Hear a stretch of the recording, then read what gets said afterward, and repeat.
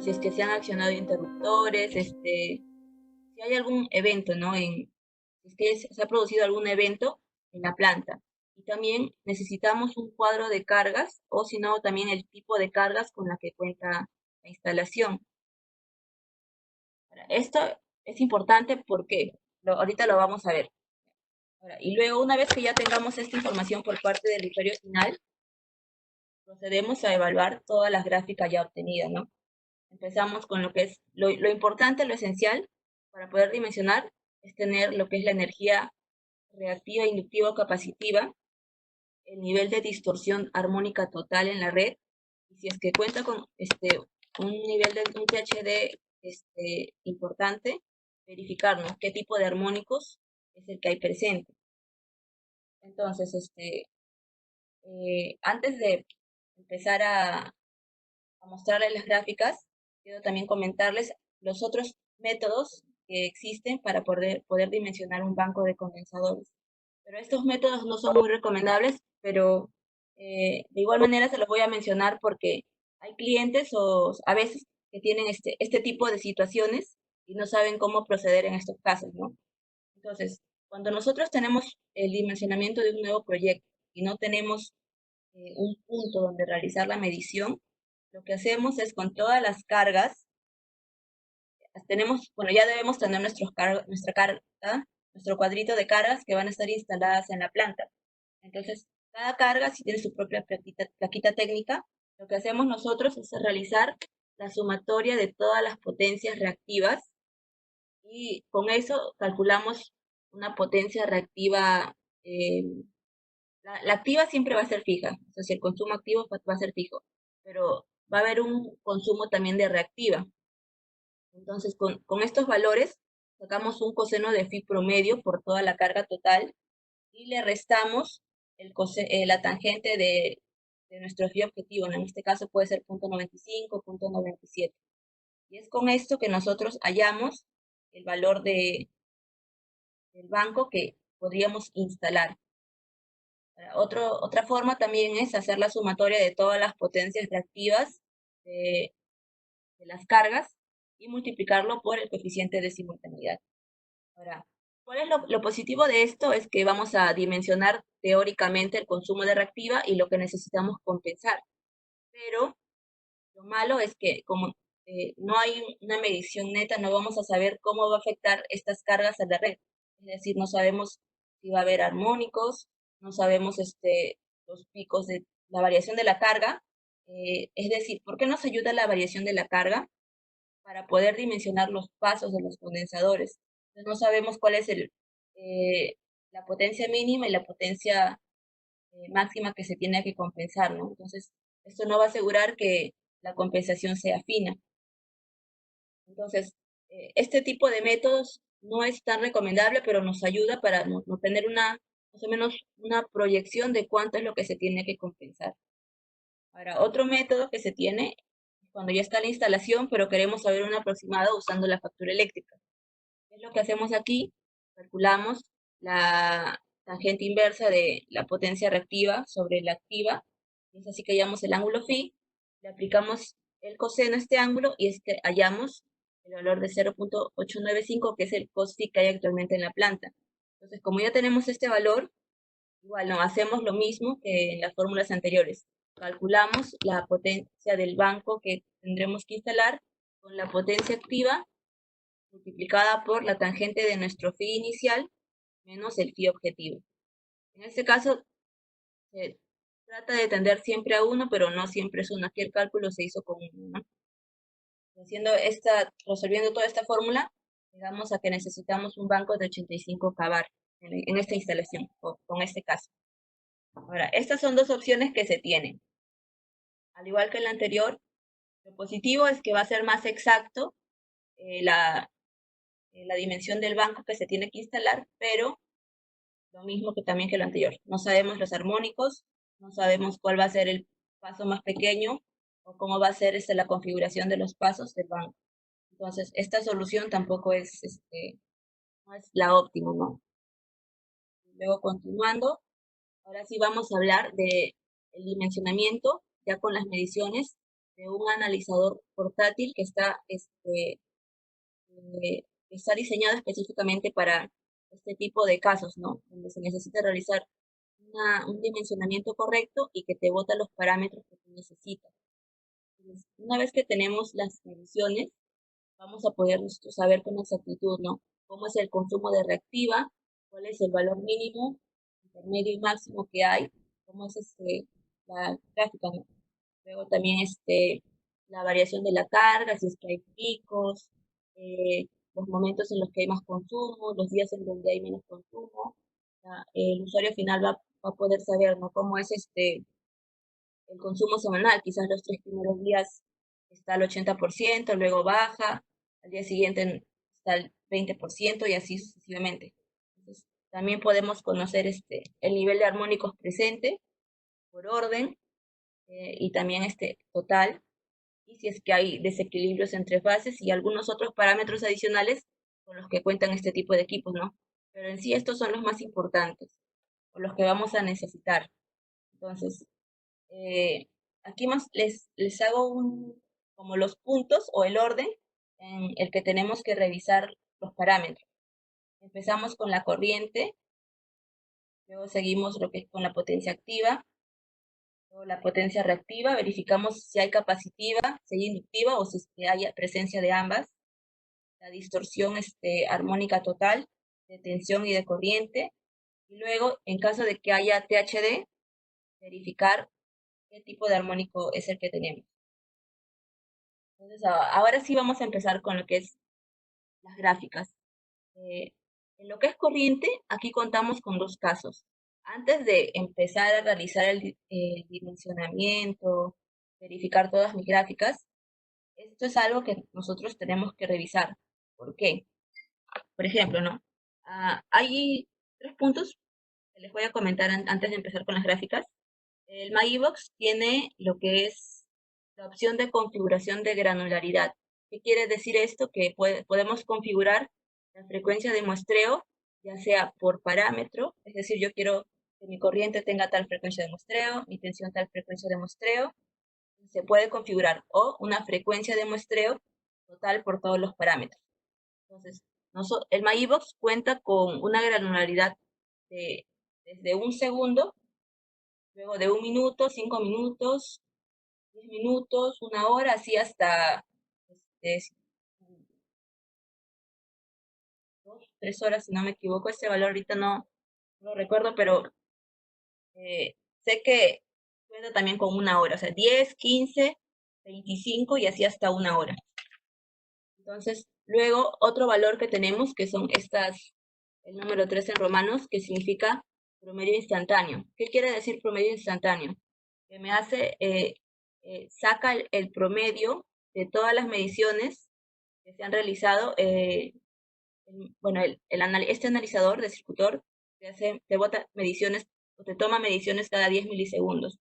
Entonces te calcula el promedio de todos esos valores y ese es el promedio instantáneo que se visualiza aquí en la gráfica, ¿no? Y luego el promedio máximo, según la granularidad que se tenga, ya sea de 1 minuto, 1 segundo, es el valor máximo tomado dentro de ese segundo o ese minuto, ¿no? Entonces, la gráfica que yo tengo aquí es con una granularidad de 5 minutos. ¿Qué quiere decir esto? Que la corriente promedio que me bota aquí, bueno, en sí es el promedio de las 3 líneas, pero aparte es el promedio de todas las mediciones tomadas cada 10 milisegundos durante todos estos 5 minutos. Lo mismo con la corriente máxima. Es el máximo valor dentro de estos 5 minutos. Entonces, si nosotros revisamos este diagrama de corriente, vemos que la corriente instantánea promedio es de aproximadamente de 170 a 180 amperios. Y que la corriente máxima oscila entre los 220 a 240 amperios. Vemos que no hay una diferencia tan grande, ¿no?, de corriente. Entonces, en estos casos, por ejemplo, si vemos, no sé si puedan ver el cursor, vemos aquí cada punto representa 5 minutos. En este caso, vemos que ha detectado picos de 240 en un rango de 10 minutos. Ahora, yo no sé este pico de 240 amperios, cuánto me ha durado. 2 segundos, 3 segundos, 5 segundos. Y en estos casos, eh, en estos picos se produce determinada potencia reactiva, inductiva se podría decir. Entonces, si nosotros dimensionamos la solución respecto al instantáneo, cuando se produzca este evento, quizás me dure 4 segundos, yo no voy a poder compensar totalmente esa potencia en ese instante, porque lo estoy dimensionando respecto al instantáneo, no al máximo. Entonces, para nosotros poder cubrirnos y tener una compensación eh, total, se podría decir, es que se recomienda dimensionarlo respecto al promedio máximo para ya estar cubierto, ¿no? Entonces, en el caso uno, eso es lo que hacemos. Verificamos la medición del instantáneo y el máximo, pero dimensionamos respecto al máximo. Ahora, otro caso, allá, una vez que ya hemos detectado que podemos proceder, que el consumo de corriente es normal, hacemos zoom en uno de estos ciclos y ya visualizamos, ¿no?, con mayor detalle cómo es el consumo de la corriente. Entonces, continuando ahora con el caso 2. Si se dan cuenta, aquí el consumo de la corriente no está dentro del rango. ¿Por qué? Porque vemos que hay un consumo promedio de 1200 amperios y que en esos instantes el pico que se tiene es de 2800 amperios, es más del doble.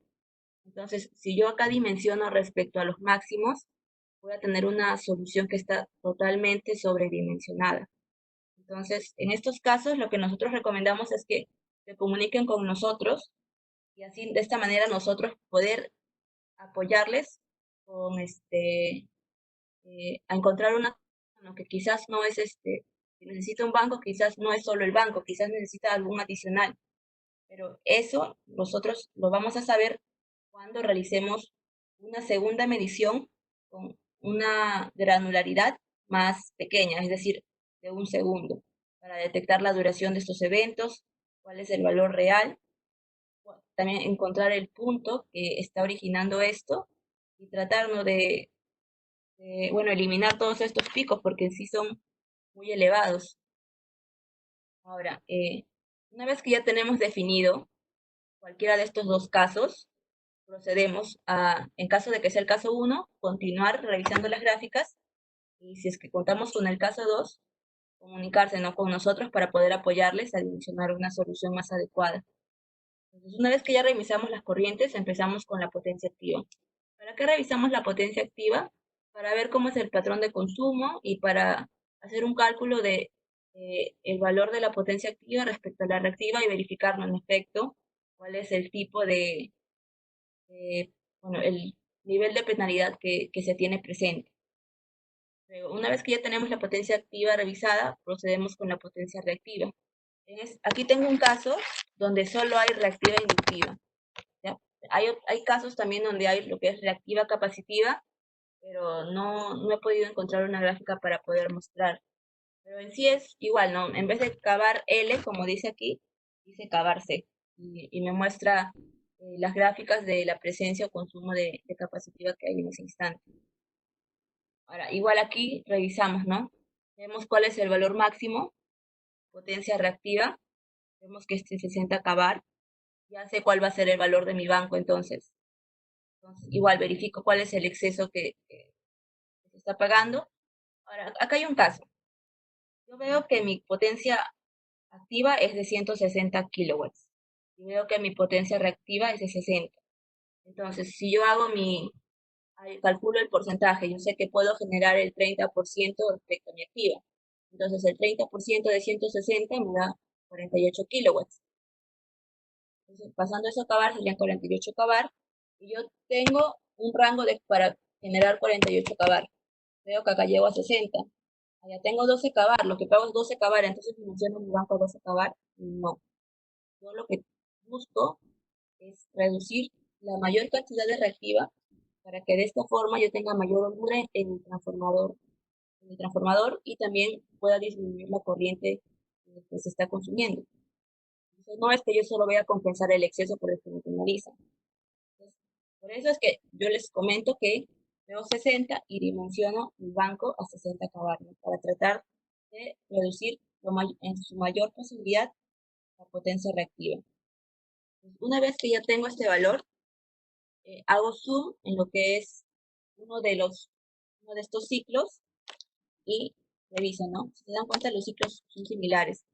Aquí yo puedo ver cuál es uno de los valores mínimos en potencia reactiva, que es de 10 kbar aproximadamente.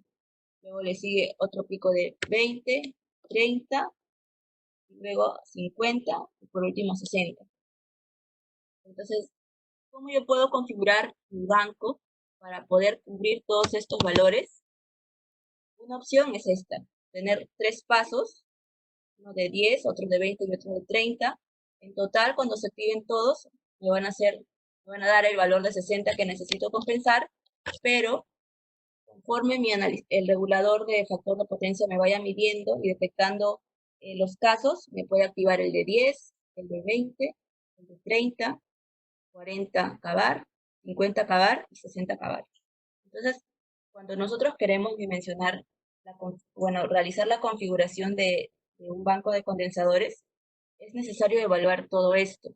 No es que simplemente, yo tengo 60 kbar, quiero 4 pasos, lo divido entre 4 y todos mis pasos son iguales. No, no es lo recomendable. Porque, mire, yo si quiero 4 pasos, me estoy excediendo el número excedo los 3 pasos que yo he configurado. Esto quiere decir que voy a tener más condensadores, más contactores, voy a necesitar más espacio en mi gabinete. Entonces va a ser un sobregasto, pudiendo yo dimensionar solo con 3 pasos, lo que me va a reducir espacio y me va a reducir costos también.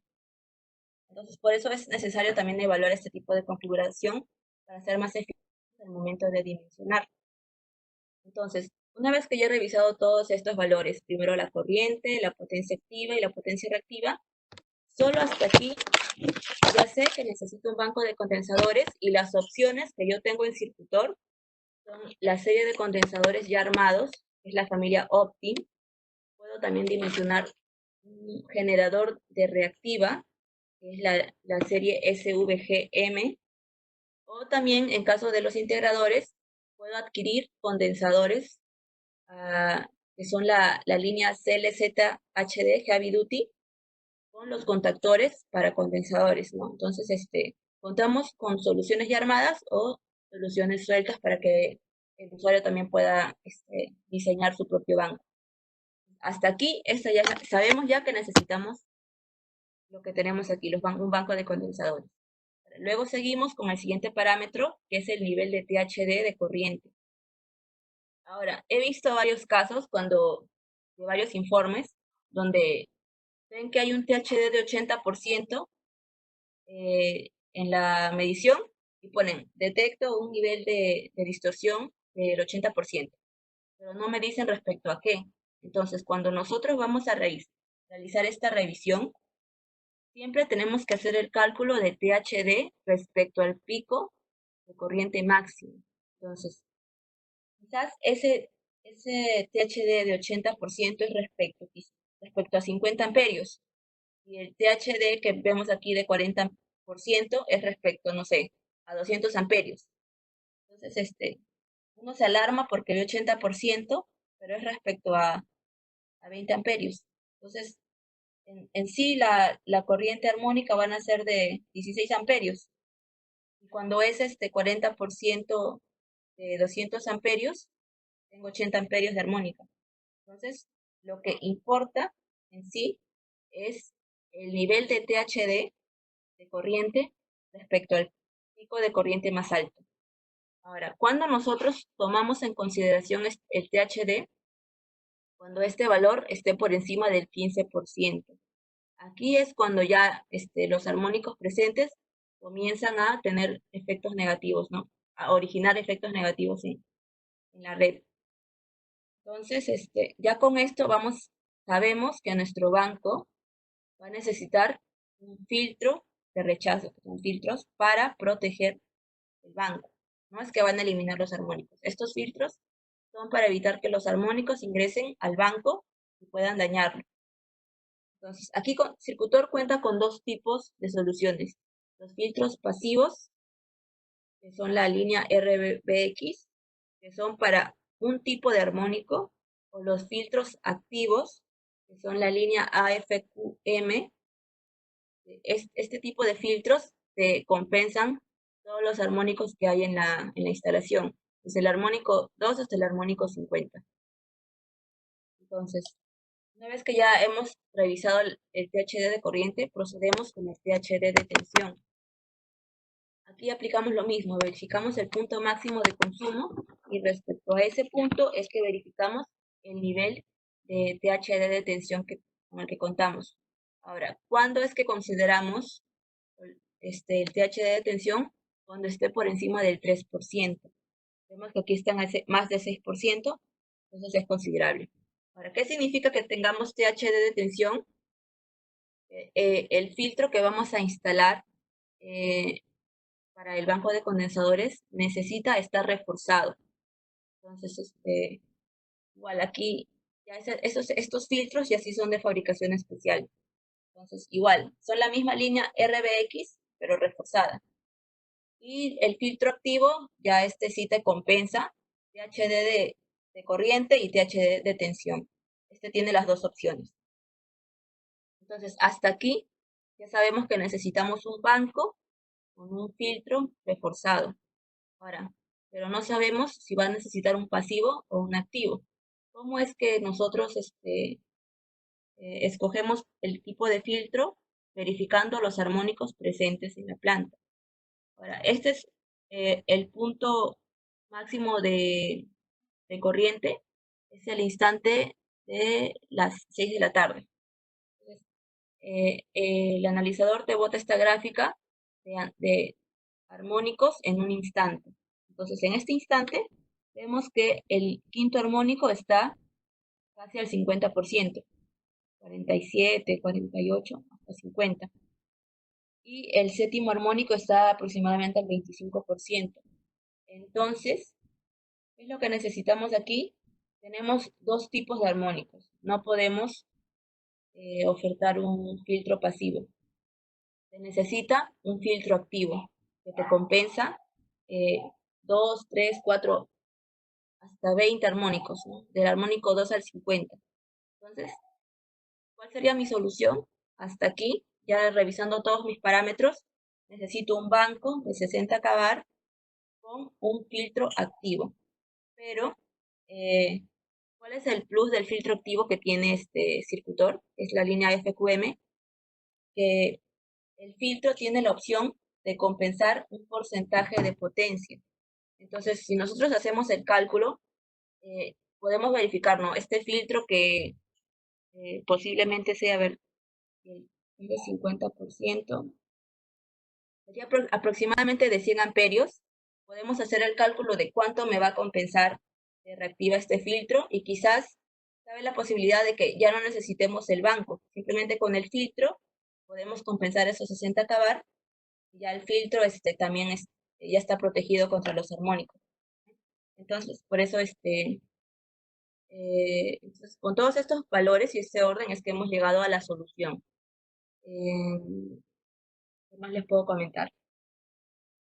Bueno, ya no hay más que explicarles, ¿no? Si quieren que les comente más a detalle con todas las soluciones que tiene el circuitor, pueden escribir a mi correo, es el de acá, achire@sayesa.com.pe.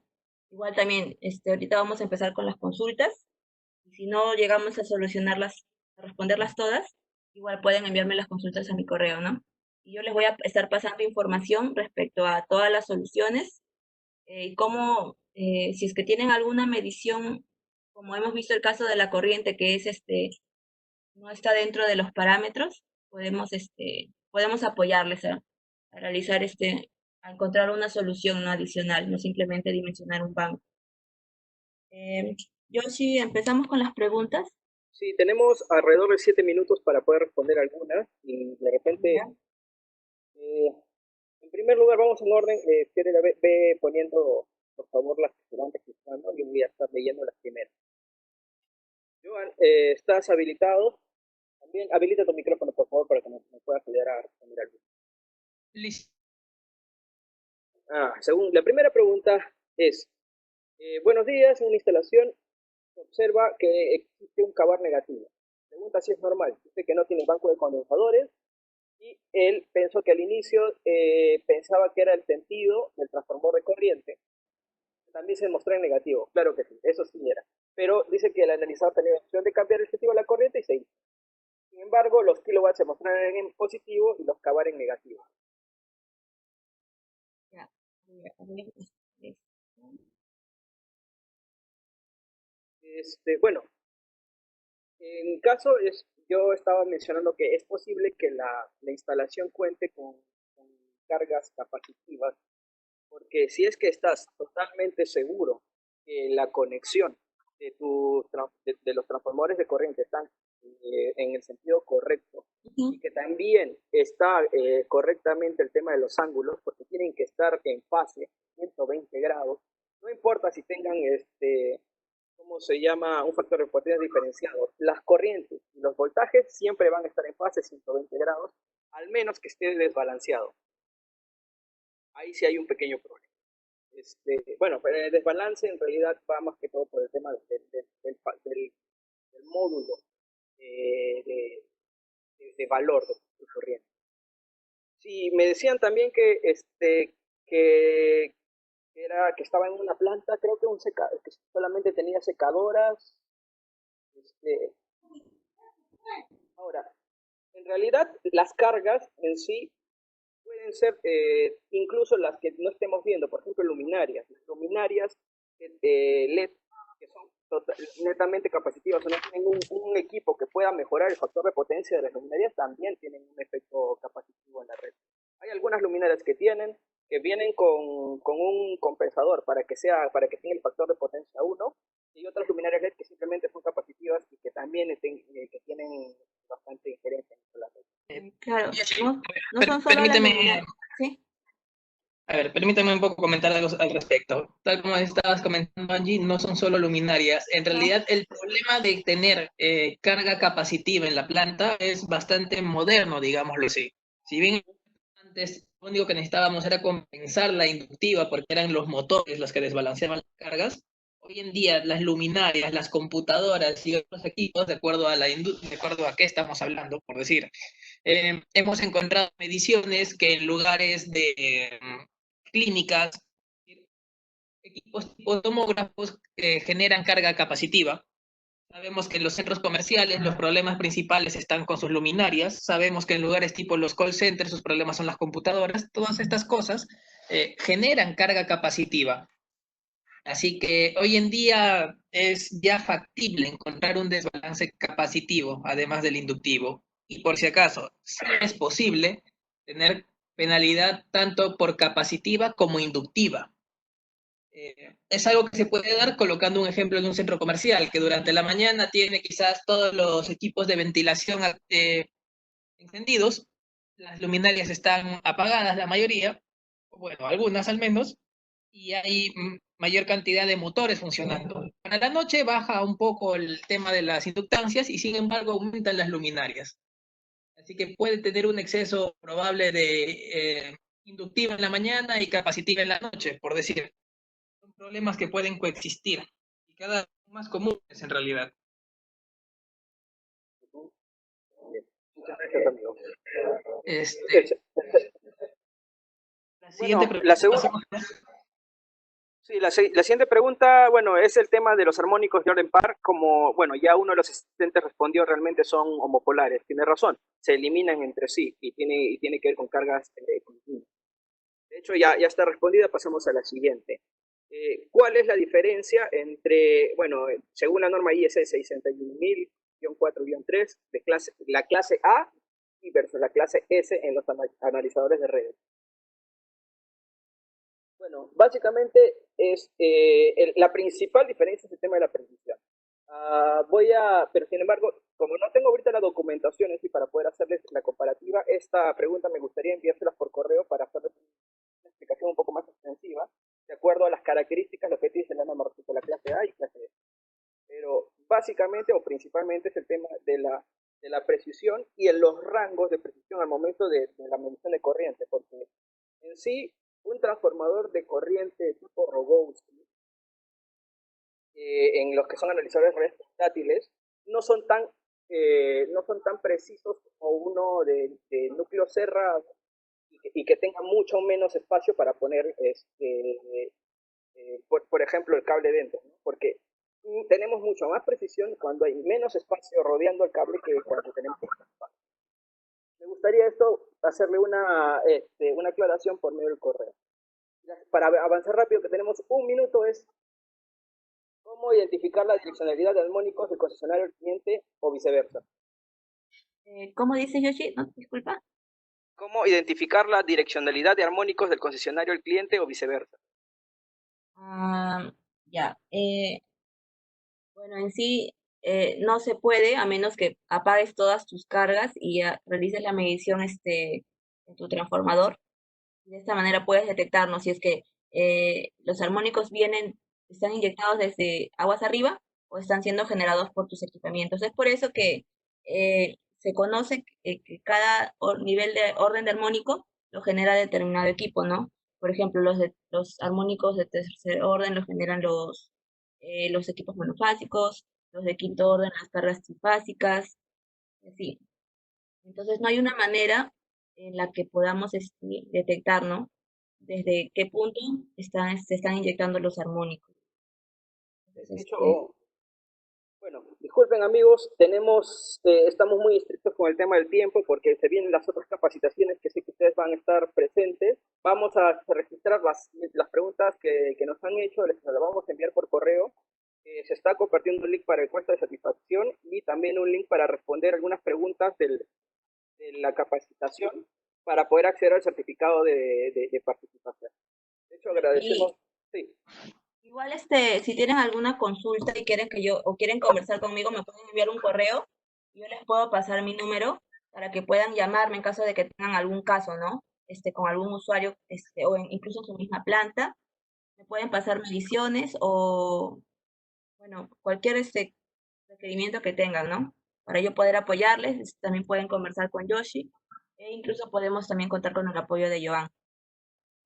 Dice que si es que no se puede acceder a los links, amigo, disculpen, si es que no pueden acceder al link, espérenla por favor. Si tú tienes registrados los correos de los participantes, los puedes hacer llegar también por correo para que ellos puedan entrar directamente a los links de los formularios.